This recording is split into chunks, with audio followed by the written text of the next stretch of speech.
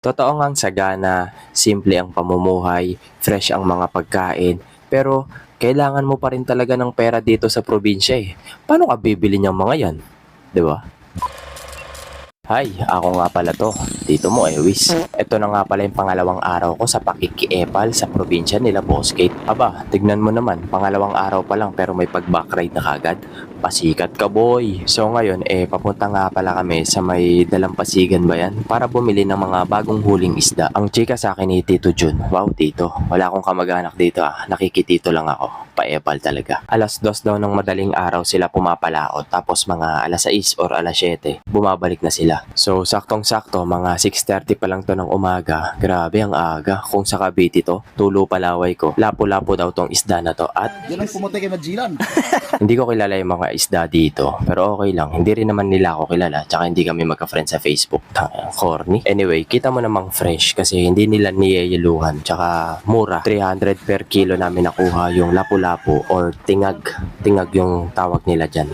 Tingag ka pala eh. So, mura na ba yan sa 300? O magkano ba yan sa inyo? Magkano ba yan sa Cavite? Comment mo naman dyan sa baba. Oh. Tapos, shoutout kita sa susunod kong video. Nak, may pa ganun. Grabe, ang sarap mag-drive ng motor dito. Payapa, malayo sa NCAP. So, nakauwi na kami. Marami-rami kaming nabiling isda. Hindi ko lang talaga kilala yung ibang isda. At ngayon, itutur ko kayo sa pag-i-stayan namin. Bahay daw to ng lolo ni Boss Kate. And ayan, 2 kwarto, 1 sala. Malinis yan eh, nung wala kami.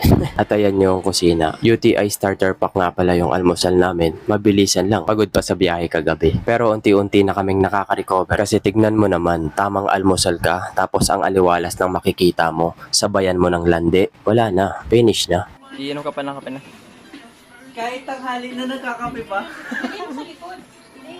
Habang inaantay ko ngang maluto yung mga hindi ko kakilalang isda, napalaban na nga ho ang paepal dito sa probinsya. Tapos sinabayan pa ng kinilaw na hindi ko na naman kilala na isda. Pero masarap. Meron nga pala silang alagang baboy dito and sa pagkakaalam ko, ito yung lilitsunin. Tapos itong medyo mapayat, inahin daw yan. At 2 biik, tapos 2 ring papansin. Napakasarap kumain kasi alam mong fresh, simple lang pero masarap ang pagkakaluto. Tapos ganito pa yung view mo. Ay, only rice ka talaga. Tapos pagkatapos mo pang kumain, may pupuntahan ka pang inuman. Ay, the best talaga. Yun nga lang, medyo struggle ako kasi mga nagbibisaya kasi sila eh. Tapos ako, pogi lang. Hay nako, hirap lokohin ang sarili. Patay kang bata ka, kinalbo na. Nung nalaman nilang pangit yung ugali ko, pinalayas kagad nila ako. Hindi, joke lang. Pause muna sa inuman. Punta daw kami sa bayan. Kung wala kang motor o sasakyan, kailangan mo mag-mockup. Kaya kita mo naman, walang ka-traffic dito. Ang sarap magmaneho. Mga 15 minutes siguro, andito na kami sa may bayan para bumili ng iba pang kailangan. Nakamukab pa rin naman kami pabalik pero may 5 minutes na lakaran. Depende sa facing. Wow, facing. Hiking yan. So, damang-dama pa rin namin yung pagka-provincia vibes niya kasi nga hindi siya ganoon ka-accessible sa lahat. Buti na lang din, hindi kami inabutan ng ulan sa daan ay sa lupaan.